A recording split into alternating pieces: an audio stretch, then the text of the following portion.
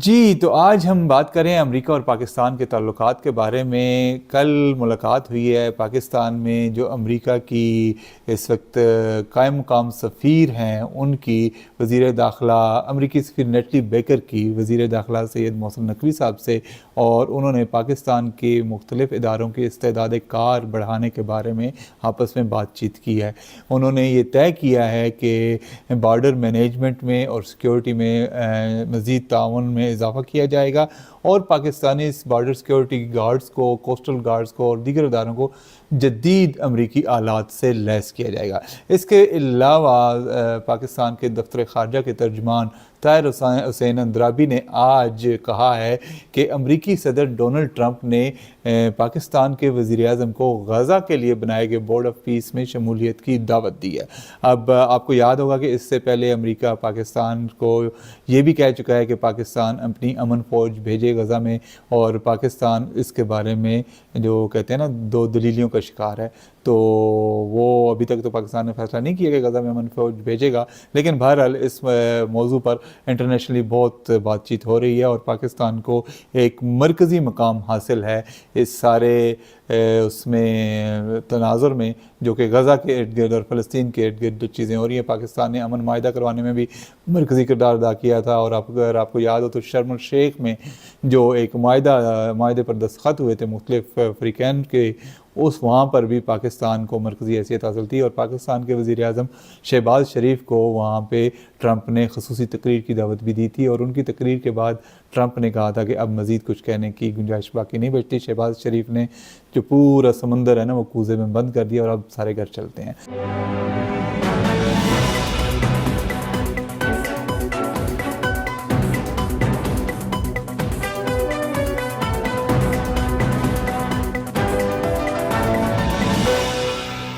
तो ये पाकिस्तान इतना करीब क्यों हो रहा है अमेरिका के, और या अमेरिका पाकिस्तान के इतना करीब क्यों हो रहा है? ये एक बड़ी दिलचस्प कहानी है। ये हर 10 साल बाद दोहराई जाती है। अमेरिका पाकिस्तान के करीब हो जाता है और फिर दूर हो जाता है। तो इस मरतबा भी कुछ ऐसे ही मामला चल रहे हैं। अगर आपको याद हो तो आपको ले चलते हैं गुज़श्ता साल अमरीकी सदर डोनाल्ड ट्रंप के चार्ज संभालने से पहले के वक्त में। ये पिछले साल गालबन गर्मियों की बात है। मैंने इंटरव्यू किया था मुशाहिद हुसैन सैयद साहब को, जो कि किसी तारुफ के मोहताज नहीं है, एक बहुत ही पाकिस्तान के जाने माने दानिशवर हैं, और वो वज़ीर भी रहे हैं मुतअद्दिद बार, और उनकी इलाकाई और बैनुल अक़वामी सियासत पर बड़ी गहरी नज़र है।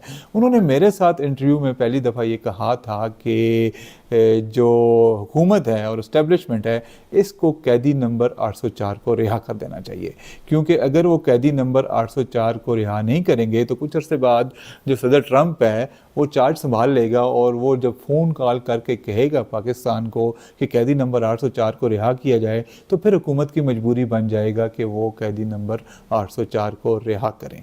अब इससे भी थोड़ा अर्सा पहले चले जाएँ, 2019 में 20 में चले जाएँ, जब इमरान खान की हुकूमत थी पाकिस्तान में, और इमरान खान की और सदर ट्रंप की आपस में गाड़ी चल रही थी, और सदर इमरान खान ने दौरा भी किया था अमेरिका का, और वापसी पर उनका ऐसा इस्तकबाल हुआ था जैसे कि वो कोई बहुत बड़ी फतह समेट कर आए हों। अगरचे उसके पीछे और भी कई कहानियाँ हैं, फिर कभी मौका मिला तो उस पर बात करेंगे, लेकिन लोग ये कहते हैं कि वो जो है इमरान खान ने लोगों की आंखों में धूल झोंकी थी और वो दौरा इतना कामयाब नहीं था, लेकिन बहुत सारा इमरान खान के मुखालफिन के मुताबिक वो कोई बहुत कुछ दे के आए थे ट्रंप को बजाय लेने के, और वो जो उनको इस्तकबाल हुआ था बड़ा जाली था। लेकिन पिछले दिनों भी उसकी वीडियो एक गर्दिश कर रही थी कि उस वक्त की जितनी कैबिनेट थी उन्होंने एयरपोर्ट पर इमरान खान का जाकर इस्तकबाल किया था और उनको हार पहनाए थे कि वो अमेरिका से बड़ी अच्छी डील करके आए।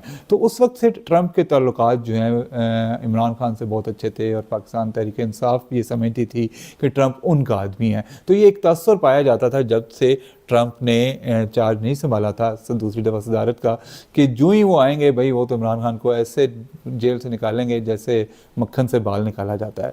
तो इस तनाज़ुर में सदर ट्रंप साहब ने चार्ज संभाला, और हम यहाँ इंतज़ार कर रहे थे कि आज कॉल आई कि कल आई, और फ़ौरन से जनाब सदर ट्रंप हुक्म देंगे पाकिस्तानी वज़ीर-ए-आज़म को कि इमरान खान को जेल से बाहर निकालें, और अडयाला जेल के दरवाज़े खुलेंगे और इमरान खान एक फ़ातह की हैसियत से बाहर आएंगे और उनका अज़ीम शान इस्तकबाल किया जाएगा। लेकिन हुआ क्या कि जब ट्रंप ने चार्ज संभाला तो कुछ ही अरसे बाद पाकिस्तान की फ़ौज ने, पाकिस्तान के इस्टेब्लिशमेंट ने और पाकिस्तान की हुकूमत ने उन्हें एक तोहफ़ा भिजवाया। उस तोहफ़े का नाम था शरीफुल्लाह, जो कि दाइश खुरासान का कमांडर था और बड़े अरसे से अमेरिका को उसकी तलाश थी।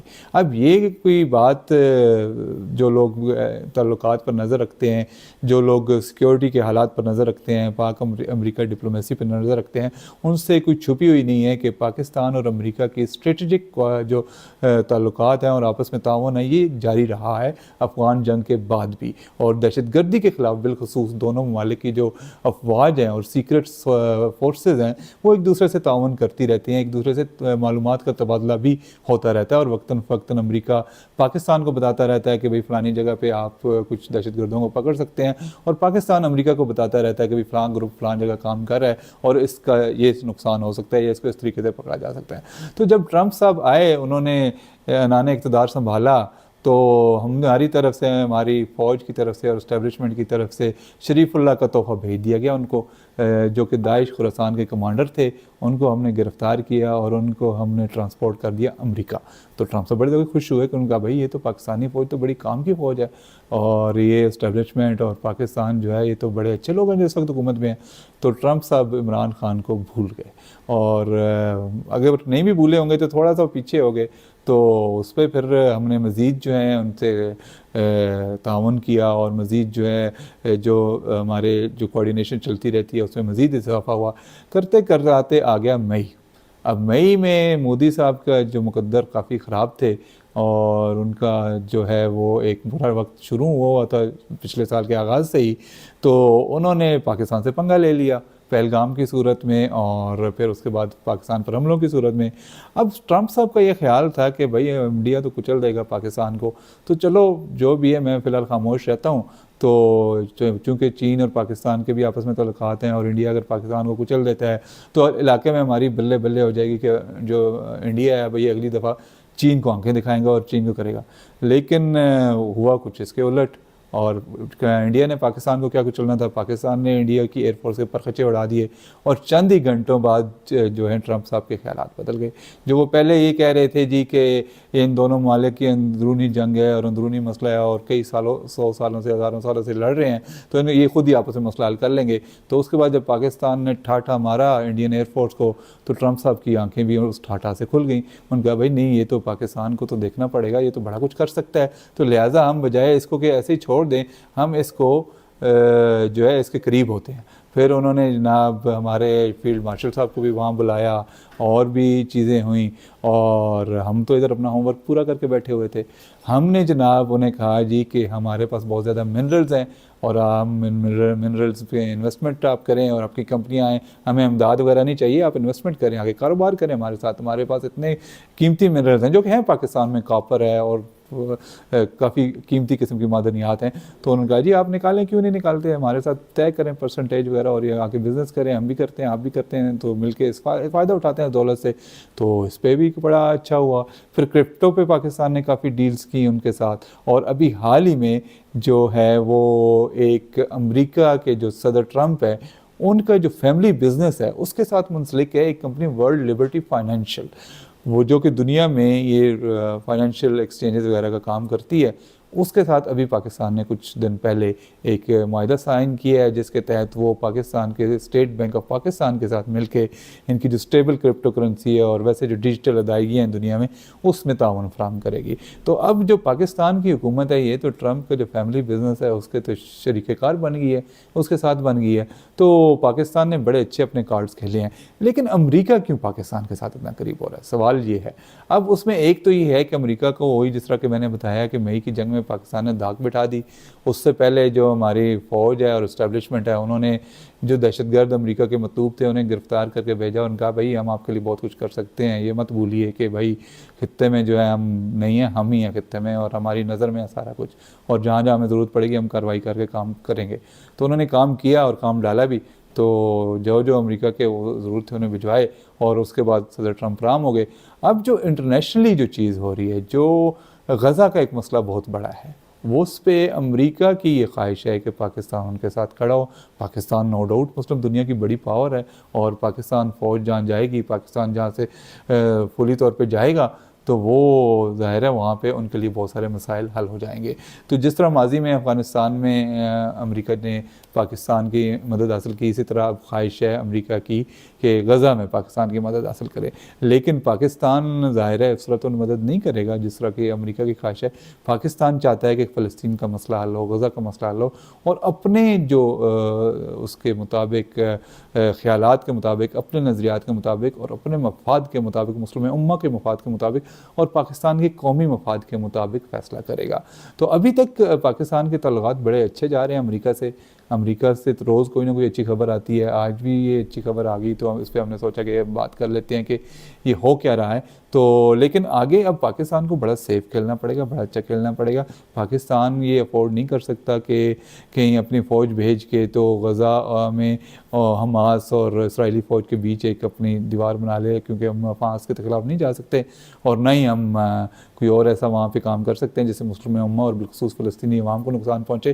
तो और दूसरा ये कि अमेरिका के साथ हम मुकम्मल तौर पे बिल्कुल उसकी पॉलिसी पर भी नहीं चल सकते। चीन हमारा दोस्त है, तो ये बड़ा ट्रिकी एक काम है और एक बड़ी सोफिस्टिकेटेड किस्म की जॉब है जो कि पाकिस्तानी इस्टेब्लिशमेंट कर रही है। लेकिन अभी तक जो इस लम्हे तक जो पाकिस्तान और अमेरिका बहुत ही एक पेज पर हैं और सही जा रहे हैं। अभी ईरान की जो सिचुएशन डेवलप हो रही थी उसमें भी पाकिस्तान का बड़ा किरदार रहा है।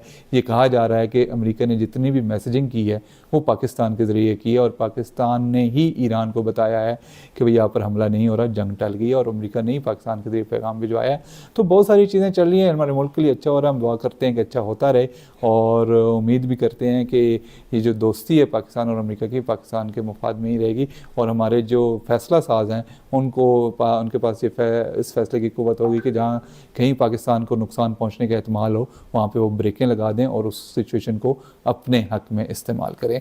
लेकिन अब इसके साथ जो दूसरे मौजू पर मैंने आज बात करनी है वो है बड़ा अफसोसनाक। कराची में आग लगी है और वहाँ पर 6 अफराद जाँ बहक हुए हैं, 20 के करीब ज़ख्मी हुए हैं, और अभी तक मुतअद्दिद लापता हैं जिनके अहल खाना, जो गुल प्लाज़ा है जो कराची का कहा जा रहा है कि बड़ा मशहूर ये प्लाज़ा है जिसके बाहर वो अहल खाना मौजूद हैं, और इस प्लाज़े में कहा जाता है कि ज़्यादातर इलेक्ट्रॉनिक्स का सामान है, और इसके अलावा जो शादी ब्याह पे तोहफ़े तोहफ़ और एक नया घर बनाने के लिए जितना भी सामान होता है, जहेज़ का सामान या वैसे, वो इस प्लाज़े से मिलता था। और मेरे दोस्तों से कराची में बात हो रही थी, वो ये बता रहे थे कि ये तसव्वुर नहीं किया जा सकता कि किसी जोड़े की शादी हो कराची में और वहाँ यहाँ से शॉपिंग ना करे। तो कराची के अक्सरियत ही नए शादीशुदा जोड़े, नए नवेले शादीशुदा जोड़े शादी से पहले वहाँ से शॉपिंग करते थे।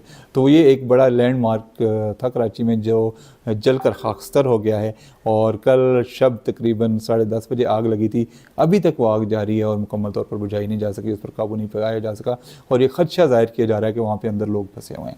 अब ठीक है, आग लग गई है, शॉर्ट सर्किट की वजह से लगी है, किसी वजह से लगी है, लेकिन हमारे यहाँ अक्सर ये देखने में आया कि जब भी कोई सान्या होता है, हमारे जो सरकारी इदारे हैं वो उसको कंट्रोल करने में नाकाम रहते हैं, और उसको जो है वो वहाँ से जो नुकसान है वो उसको कम करने में नाकाम रहते हैं, क्विक एक्शन में करने में नाकाम रहते हैं।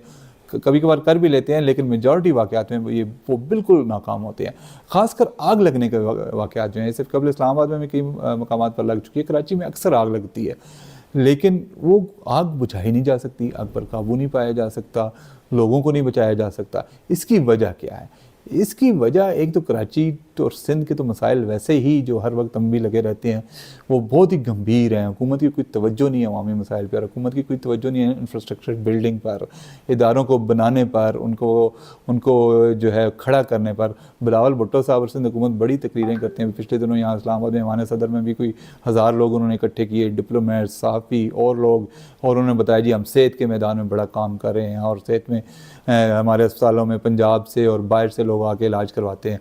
ठीक है, हो रहा होगा काम, हम उनके उस दावत को नहीं ठुकराते, लेकिन कराची में अगर आप जाएं और आम आदमी के हालात वहाँ पे देखें तो बहुत ही बुरे हाल में है। तो होता ये है कि ये नहीं कि बजट नहीं, बजट हमारे पास बहुत है, लेकिन वो बजट सही जगह पे लगता नहीं है। ऐसी मशीनरी नहीं खरीदी जाती जो इस तरह के वाक़यात में काम आए, ऐसी जदीद टेक्नोलॉजी नहीं हासिल की जाती जो इस तरह के नुकसानात में उससे काम लेके नुकसानात के नुकसानात को कम किया जाए और लोगों की मदद की जाए, लोगों को वहाँ से निकाल जाते। हमारा जो लोग हैं, जो वर्कर्स हैं, रेस्क्यू वर्कर्स, पंजाब में फिर कुछ हालात बेहतर है, लेकिन सिंध में मेरा नहीं ख्याल कि उनको इस तरह की ट्रेनिंग दी गई होगी कि इस तरह के हालात में कैसे उन्होंने काम करना है। अभी जो सुबह से खबरें चल रही थी उसमें बड़ी एक तवील वक्त तक वो लोग इसलिए अंदर नहीं जा सके कि अंदर गर्मी बहुत ज़्यादा थी, हीट, आग की वजह से वो बिल्डिंग जो है वो थी। तो क्या उनके पास ऐसे लिबास नहीं थे जो उनको इस आग से, इस गर्मी से बचा सकें, या उनके पास ऐसे आलात नहीं थे कि वो जल्दी से जाके ज़ख्मियों को और जो लोग फंसे हुए थे उनको निकालें, या कोई और ऐसा तरीक़ाकार करें, बिल्डिंग को नीचे से सहारा दें, ऐसी गैसेज इस्तेमाल करें जिससे आग मुकम्मल तौर पर बुझ जाए, और कोई तरीका ऐसा इस्तेमाल करें। लेकिन ना तो आलात ख़रीदे जाते हैं, ना वसाइल मुहैया किए जाते हैं, ना ही तरबियत फराहम की जाती है, और सबसे बढ़कर अकरबा परवरी होती है, सिफारशी लोग भर्ती किए जाते हैं, किसी को इदारे बनाने की तरफ ध्यान ही नहीं है। तो हमें चाहिए कि हम जो हमारी नुमाइंदा हुकूमतें हैं, जो हमारे जो नुमाइंदे हैं हुकूमतों में बैठे हुए, जो असम्बलियों में, वजारतों में, हम उन्हें कहें कि भाई थोड़ा सा हमारा ख्याल करें, थोड़ा सा खौफ खुदा करें और कुछ इस मैदान में कदम आगे बढ़ाएं, ना कि अपने ज़ाती कारोबारों को तोसी देते रहें और इश्तिहारात पे तो अरबों रुपए खर्च कर देते हैं। चंद अरब इस इंफ्रास्ट्रक्चर पे, इस मशीनरी पे, इस टेक्नोलॉजी पे भी लगा लें, लोगों की तरबियत पे भी लगा लें, ताकि ऐसे वाक़यात जब हों तो उन पर फ़ौरन काबू पाया जाए और ज़्यादा से ज़्यादा लोगों की जानें बचाई जाए। आज के लिए इतना ही। देखते रहें खुर्रम शहजाद एक्सक्लूसिव और इसको सब्सक्राइब, लाइक और शेयर ज़रूर करें। बहुत शुक्रिया।